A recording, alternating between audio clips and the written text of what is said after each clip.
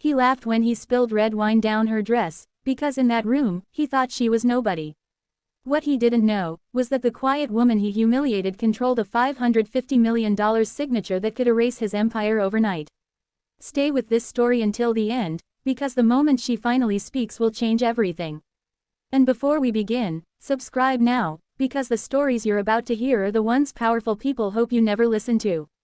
The ballroom of the Blackthorn Hotel shimmered like money pretending to be elegance, all crystal chandeliers and marble floors polished so smooth they reflected the faces of men who believed the world bent naturally in their direction, and among them stood Victor Hargreave, glass of vintage Bordeaux in hand, laughing too loudly, dressed too sharply, surrounded by people who needed him more than he needed them, his voice cutting through the hum of conversation as he boasted about acquisitions, leverage, and dominance, while near the far wall, almost invisible against the ivory drapes, stood a woman no one bothered to introduce, her posture calm, her hands folded lightly at her waist, her black dress simple to the point of anonymity, her expression unreadable, as if she were observing rather than attending, listening rather than participating, and when Victor's eyes finally landed on her, it wasn't curiosity that sparked, but irritation, the irritation of a man who believed every space he occupied existed to mirror his importance, and he tilted his head, narrowing his gaze, whispering something to the banker beside him before drifting closer, his shoes clicking deliberately against the marble as if announcing his arrival to someone who clearly hadn't earned it, and when he stopped in front of her, he didn't ask her name, didn't offer a handshake, didn't even pretend courtesy, instead smirking as he glanced at her empty hands and then back to her face, saying loudly enough for others to hear, "You lost, sweetheart."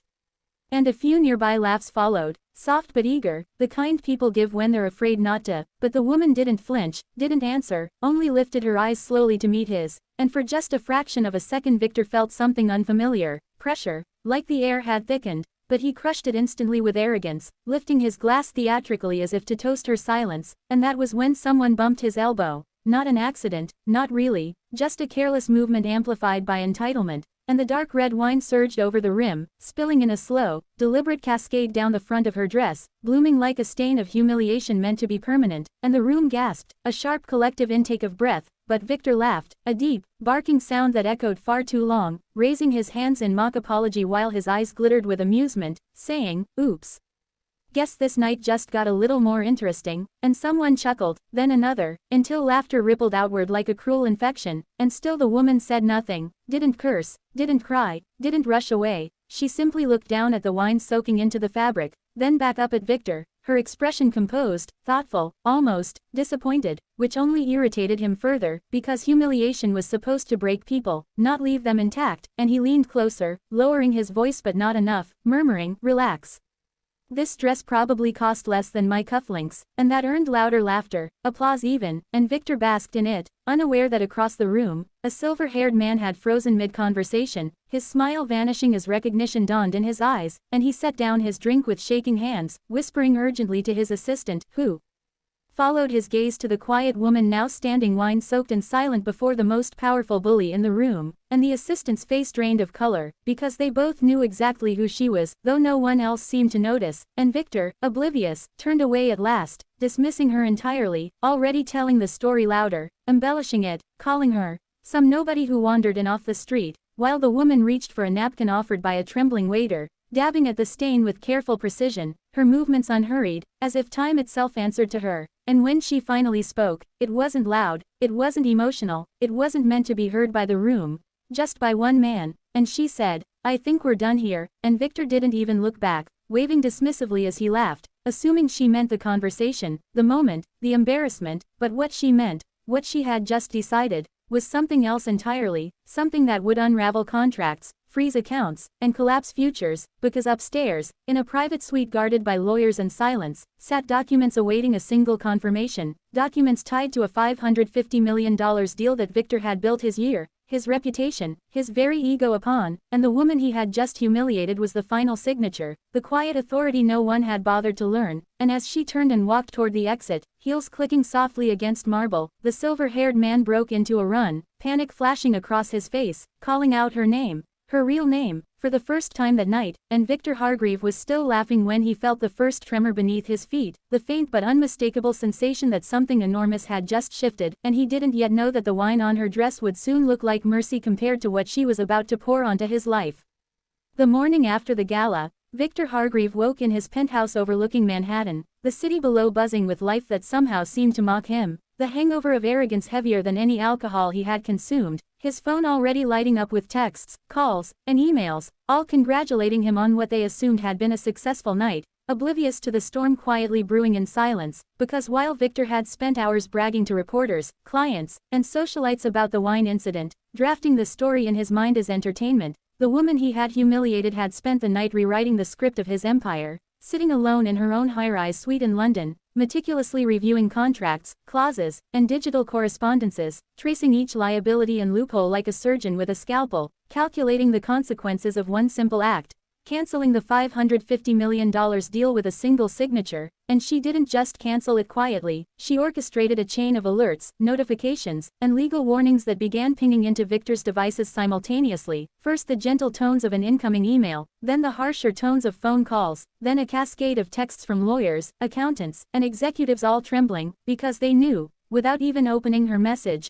that the quiet woman had decided to act, and when Victor finally picked up the first call, it was too late to mask panic, though he tried, forcing his usual smirk and booming voice, saying, "Everything's fine.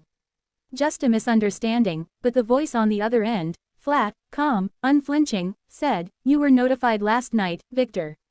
The deal is void," and something inside him snapped, disbelief shattering the usual armor of arrogance, as he slammed his phone onto the glass desk, the sound echoing through the empty penthouse, and then a message appeared on his laptop.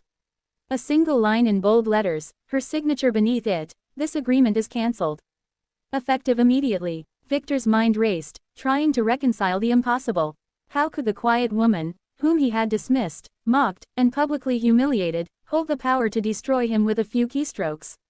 Panic clawed at his chest, a feeling he had never experienced before, because in his world, money had always talked louder than anyone, louder than contracts, louder than law, louder than logic, and yet here he was, staring at a single signature that rendered $550 million meaningless, as if the empire he had spent decades constructing was nothing more than a house of cards swept away by a breeze he had ignored, and the worst part was the thrill of control he had once felt now belonged entirely to her. The woman who hadn't even raised her voice, hadn't even insulted him back, had simply waited, quietly, letting him collapse under the weight of his own arrogance.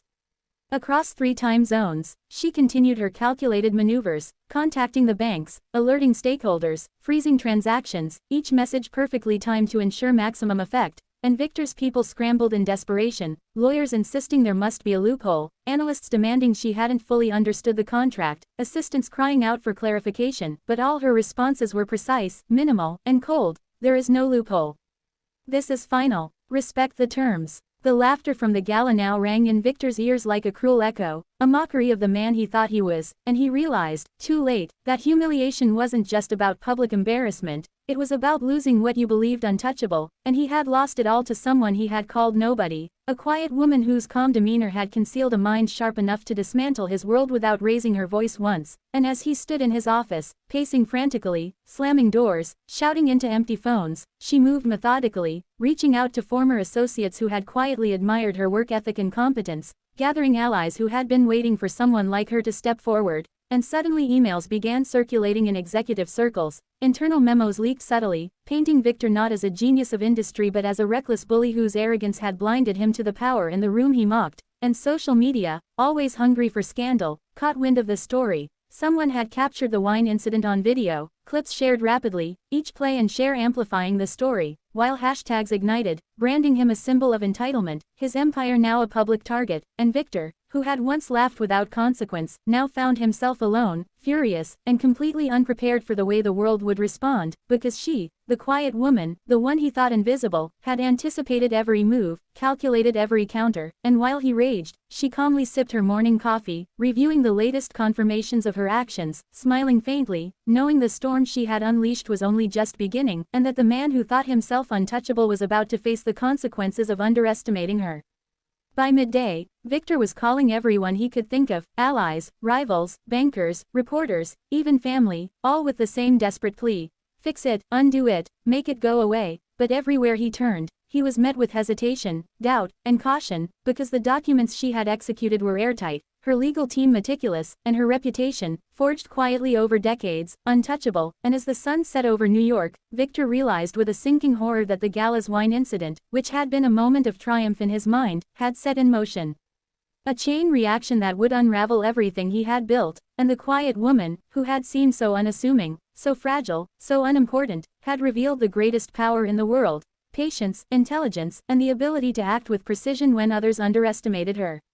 And in the quiet of his penthouse, surrounded by screens flashing alerts and the hum of a city oblivious to his collapse, Victor finally understood what real humiliation meant, because it wasn't a red stain on a dress, it was the complete dismantling of your power while you watched, helpless, as someone who had been ignored became the architect of your downfall.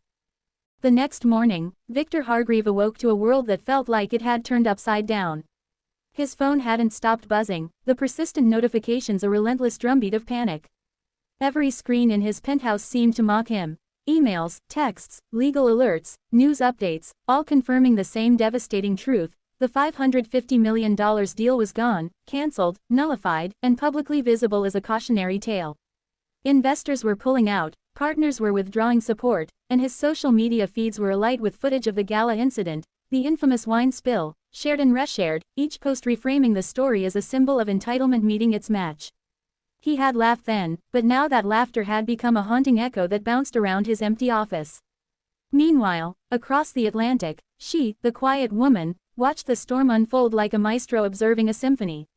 Her suite overlooked the Thames, sunlight glinting off her meticulously organized desk, where her laptop pinged with confirmations of cancelled transactions, notified banks, and legal acknowledgments. Every move she had orchestrated over the past 24 hours had fallen into place flawlessly.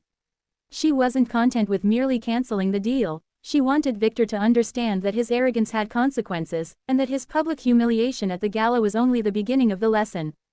Victor's team scrambled desperately. Lawyers dialed her office, begging for negotiation, pleading for compromise, offering concessions he could never honor fast enough. She replied in a single, controlled line each time: terms are final. No exceptions. No negotiations. There was no emotion, no hesitation, just the authority of someone who had never been underestimated by herself.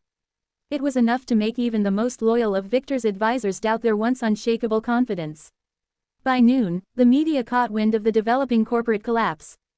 Headlines screamed across every financial news platform: billionaire humiliated by quiet executive, $550 million deal collapses overnight. Investors panicked. Stocks tied to Victor's holdings dipped sharply. Board members convened emergency meetings. The very empire Victor had built on fear and intimidation was cracking under the weight of a single signature he had dismissed. Everywhere he turned, the laughter of the gala replayed in his mind, the cruel irony cutting deeper than any financial loss. Victor tried one last desperate maneuver. He scheduled a private meeting with her, insisting on a personal apology, a chance to renegotiate. Security cleared the room, cameras rolled, and for a brief moment, he thought the power balance might shift back. But when she entered, dressed in understated elegance, calm as ever, he saw immediately that nothing had changed. Her eyes, steady and unyielding, met his. She didn't bow, she didn't flinch, she didn't offer him the slightest hint of mercy. "I see you've realized the magnitude of your actions," she said softly, almost conversationally, though the words carried the weight of inevitability. Victor opened his mouth to speak, but no words came, because in that moment he understood the true depth of his miscalculation. His laughter had been a weapon, her silence was a scalpel. His arrogance had led him to underestimate her, and now he was stripped bare in front of the world. By evening, the corporate world had fully digested the blow. Articles analyzed her strategy, investors praised her decisiveness, and Victor's name became synonymous with hubris and downfall. Every associate he had once considered loyal was now cautious, calculating, wondering whether they too had been misled by the veneer of power. The quiet woman, meanwhile, had executed not just the cancellation, but a masterstroke of professional dominance, showing that true influence came not from intimidation, but from intellect, patience, and control. In the aftermath, Victor retreated from public life, his empire fractured, his ego bruised beyond repair. Boardrooms that once cheered his every word now whispered about him behind closed doors. The $550 million deal, which had promised to secure his legacy, was gone, swept away with the precision of a quiet hand that had never once trembled. And she continued to rise, unnoticed by most, admired secretly by many, her reputation cemented not by ostentation, but by the power of restraint, strategy, and the ability to act decisively when underestimated. The lesson lingered in every corner of corporate America and beyond. A moment of cruelty can be forgotten, but a moment of quiet intelligence, when met with arrogance, can topple kingdoms, collapse empires, and redefine the rules of power. And Victor, who had once believed he controlled the room, understood finally, painfully, that he had never controlled anything at all. The world had watched him fall, and the quiet woman had shown everyone that power often comes not from the loudest voice in the room, but from the one who waits patiently, observes keenly, and acts with lethal precision.